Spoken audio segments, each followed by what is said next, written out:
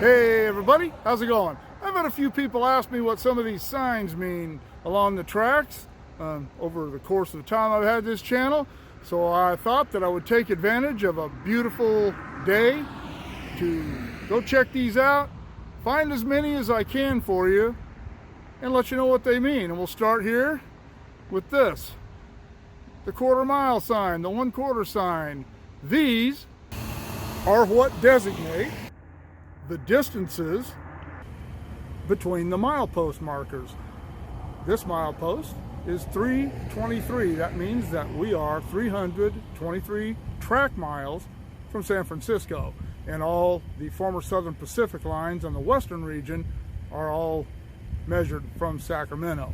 Also, below the milepost here, you see this X.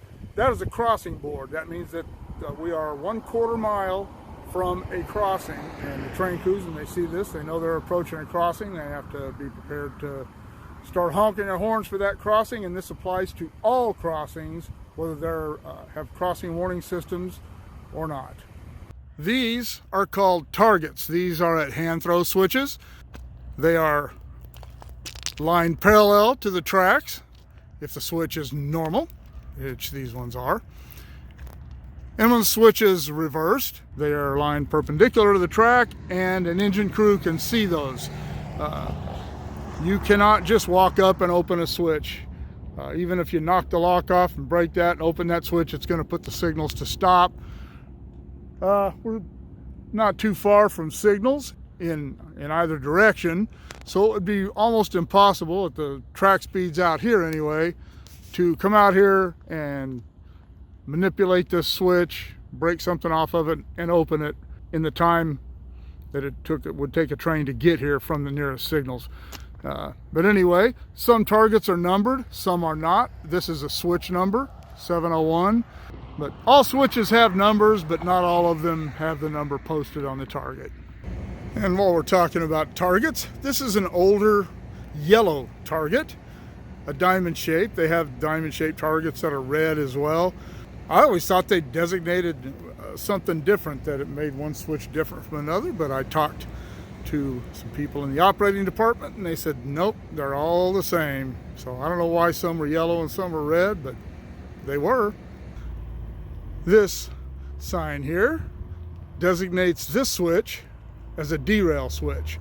The normal position of a derail switch is open to the derailing side, and I think I went over this in my piece on switches, on hand throw switches, but you can see this is on a non-signal backtrack. Should a train come through here without permission to go up on the main line, or if a set of cars were to be shoved back past this accidentally and the crew did not get off and close this switch, that it would derail the car or the locomotive or whatever away from the main line.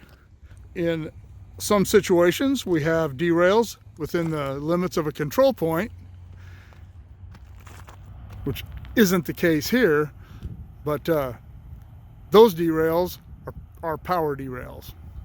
All right, out at Edison, I talked about the targets at switches. This one is a little bit different. This SS identifies this particular switch as a spring switch. Spring switches are lined for the main line, and if you're going to come out, you have that come out signal up there. The crew does not have to get out and throw the switch. They just come out here, the flange pushes the point over. It's attached to that big hydraulic buffer there, and once a flange pushes that switch open, it'll stay open for, it's supposed to stay open for about 10 seconds before it slaps shut again, which is generally enough time to get all the cars through. It does, to get a car through. It doesn't really matter. It'll buff open again. But if you want to go in from this direction off onto the branch, this is the bottom end of the old east side branch. If you want to go in, you do have to get off and throw that switch. But anyway, that is a spring switch, and that's what makes it work. This isn't actually a sign that you can see from a train. but this is a switch out of service tag, and this switch is locked with a master lock rather than a switch lock. So a train crew would not be able to open this lock. They don't have that key. The signal department and the track department generally have the key to unlock these, in case, even if they're locked out of service, they still have to be tested. This particular one doesn't have to be tested. It's on a back track. This FP is a fouling point sign, even though it's turned away from the tracks. But this is at a come out signal, and the fouling point means that beyond here you will be fouling the main line. You can see the insulated joint right there. That is the end of the track circuit, and once a train crosses that, it will knock the signal down on the main line. But should they be moving cars around or something, they are not supposed to move a car without permission from the dispatcher past the fouling point. Okay, this sign designates this frog at this turnout here at Famosa as a jump frog.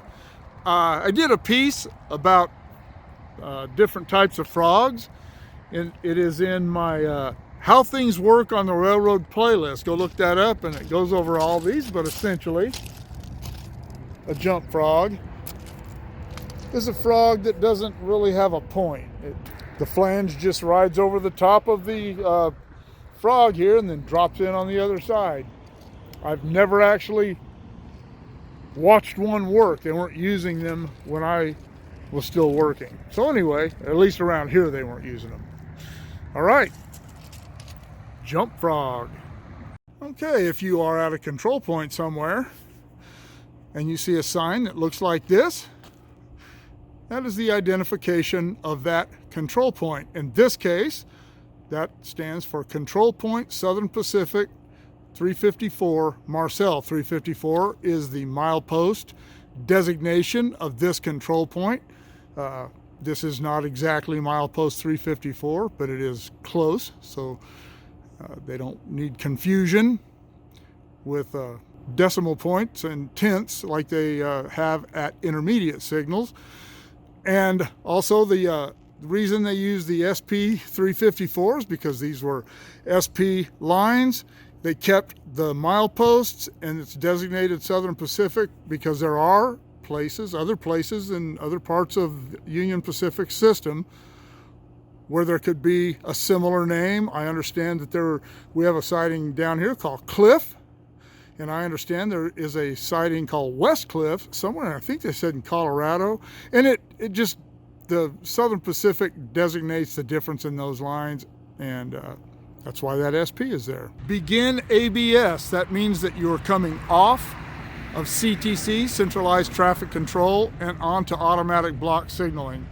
And automatic block just means that these signals between here, the yard is about 1.5 miles down the road from here, maybe 2 miles. You are no longer on controlled track that is controlled by a dispatcher. All right, this is a fog board. These are only used on certain subs, and the Fresno sub is definitely one of them where they are used. And these are placed 1,000 feet in advance of the absolute signals at a control point, and that control point is North Coelho. It is right there. And these are placed along the tracks because we have dense fog in this area in the wintertime and spring. And when the engine comes to this point, the crew sees this sign, they know that they can see that it's a very reflective, the white is very reflective. They know that they are 1,000 feet from an absolute signal, and they can be prepared to act on that signal. And I don't know how those guys do it in the fog. I know that driving in the fog can get pretty sketchy. They just have to trust the last signal they went by. But this does tell them when they are approaching an absolute signal that the dispatcher could potentially hold them out with. Okay, let's stop here. This is an intermediate signal. And you have another one over there. This intermediate signal is milepost 319.5. We are 319.5 miles from San Francisco, and we're about 6.5 miles from the Bakersfield office. The 2 below the line designates this as a signal for movement on the number 2 track. And that one over there, as you can see, is for movement on the number 1 track. All right, so when you see those 1s and 2s underneath the milepost at a signal, now you know why they're there. Well, I was here showing you what these signal mileposts meant.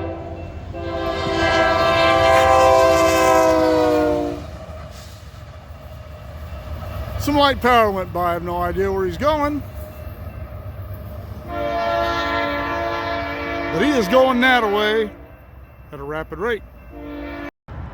All right, we are at Formosa Woody Road here, crossing, and one of the most basic railroad signs is the crossbar.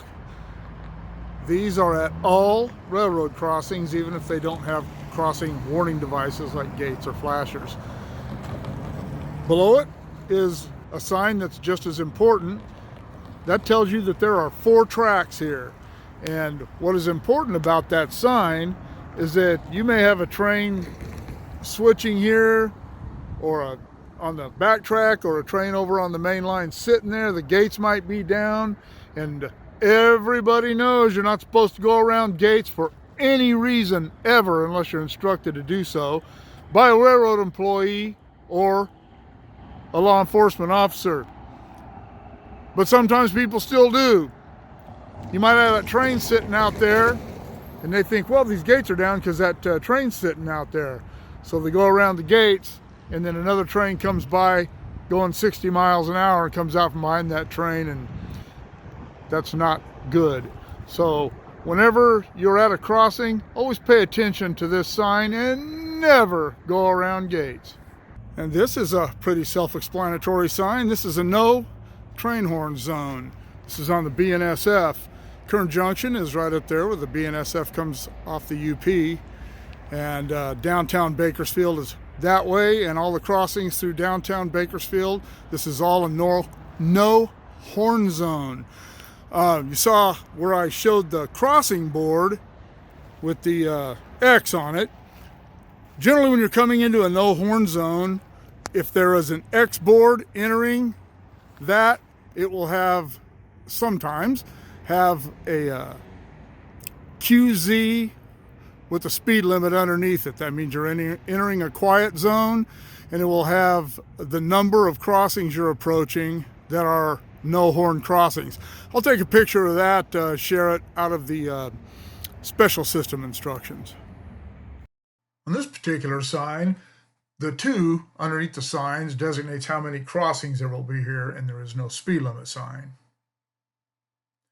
This is a crossing out of service sign for a branch line or a spur track where the dispatcher would not be able to place a slow order on that crossing. And signs like these go on crossing cases, and they have all the information that you need if there is an issue with this crossing. It's got the railroad that owns it, the name of the road, the milepost dot number, and the grade crossing hotline number. That's the number you call if the gates are down, if they're broken, or there's some damage to the crossing. You call that number, and that will get somebody out here to check into it. All right, we are here where the Arvin branch, which is operated by the San Joaquin Valley Railroad, splits off from the Union Pacific main line. And this is the yard limit sign. Once you pass this point, you are considered to be in yard limits, because all they do beyond this point essentially is just switch out the yards, the businesses, the industries between here and Lamont. This track is pretty much abandoned beyond DeGiorgio. I did a piece on this branch line. I'll link that in the description below. But right below it, you see it says UP maintenance limit. That means that beyond this point, Union Pacific does not maintain this track. They do, however, maintain the turnout. I was able to find an actual yard limit sign. I don't know if San Joaquin Valley Railroad just doesn't use these, if these aren't in their timetables, but these are the only type I've ever seen on the UP, as opposed to the ones that just say yard limits, like you saw on the SJVR. But this is going out onto the Lone Pine Branch, out of Mojave. So you have yard limits between here and about I think about a mile or two out that way. There is a chemical plant, and beyond that, it is just dead track all the way out to Cyril's, and then there are yard limits at Cyril's. The rules that apply to yard limits apply here to the other end of Camara and at Cyril's. All right. This is a sign that lets you know that remote control locomotives may be operating in this area and that the cabs may be unoccupied. They don't use remote control down here in Bakersfield that I'm aware of, but if they wanted to initiate the use of remote controls here, they could, and this sign would tell you that that is going on. And if remote control is in operation here, if you want to do work out here in the remote control area, you have to contact the remote control operator who's operating they do that from the ground, and you'd have to get hold of him and get permission to work in his zone. Pretty self-explanatory here. Men at work. These blue signs, blue and white signs, designate a track that is not being used because there are men at work on that track. This is generally for the car department, people working on cars or locomotives, and not necessarily on the tracks themselves.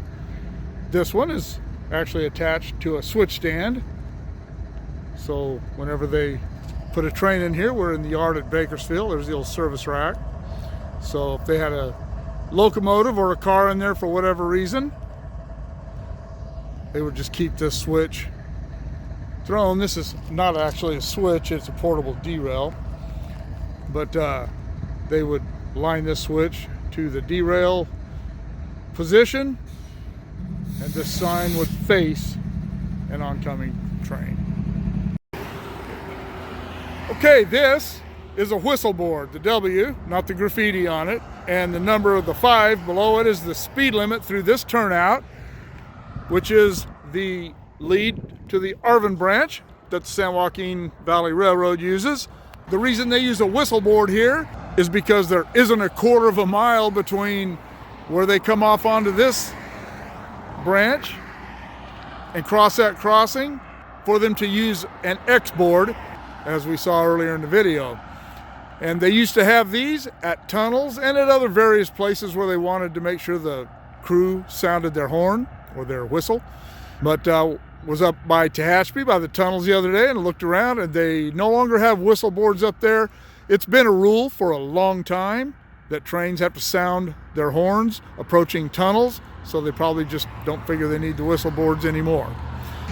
This is a permanent speed restriction sign.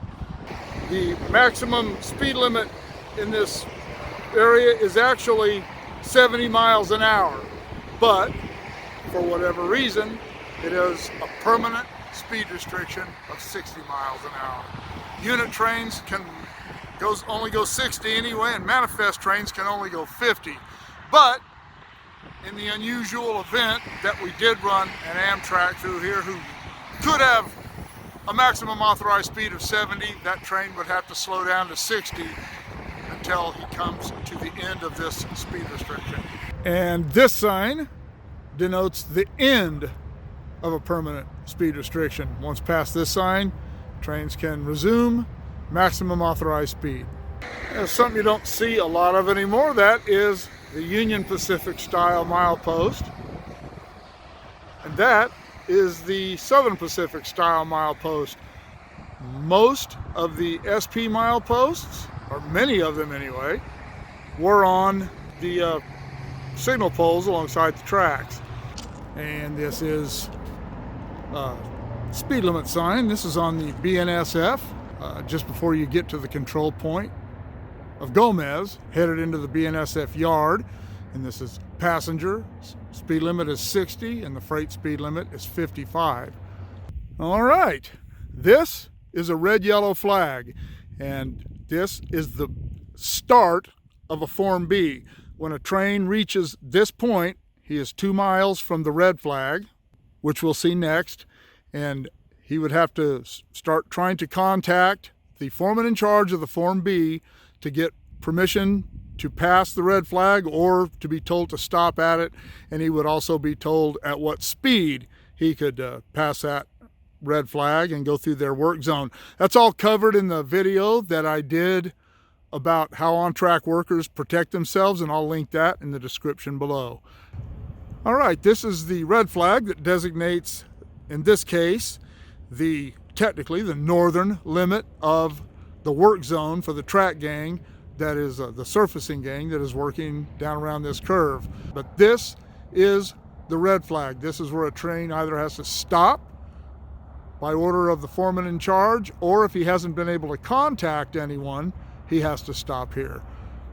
And here's a green flag, a green board, and this would be at the end of the limits of a train leaving a Form B, or at a temporary speed restriction, which is what this particular one is for. And if you look down there, you see the other green board. If there's an issue at the tracks, they can issue a temporary speed restriction. Trains are given that milepost, and they can only go whatever the speed restriction is, whether it's 30 miles an hour or 10 miles an hour or whatever, between these two flags. And obviously this one is for trains going west, and that one's for trains going east. This is a yellow board. This would be used at temporary speed restrictions entering them, and in a few other applications where needed. This is a high threat urban area sign. Both of these are.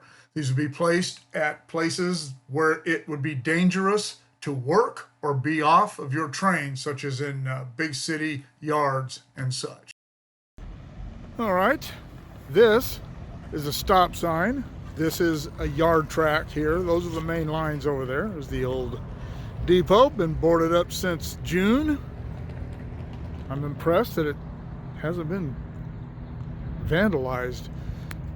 But anyway, coming off of this backtrack, there is no approach circuit for this crossing. It starts right there at those insulated joints. This is an island circuit only. You can go back to my How Crossings Work video, and I go over all that in there. But this stop sign, a train coming out of the backtrack has to come up here and stop right here, and then inch forward until the gates are activated and are all the way down before they can proceed through the crossing. A red flag between the rails means do not go past this point. Do not get out and remove the flag.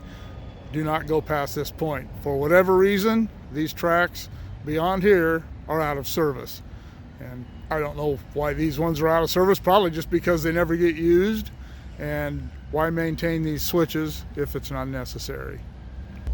And finally, you can see over my shoulder here, the end of track sign. This one differs from the red board that signifies a track out of service in the respect that there are no more rails beyond this. You see the ties in a pile of crud back there holding them in place. That beyond that, there are no more rails. When a track is simply out of service, there's generally rail beyond that. It's just not going to be used. So anyway, here we are at both the end of the track and the end of the video. I hope this was informative to at least some extent.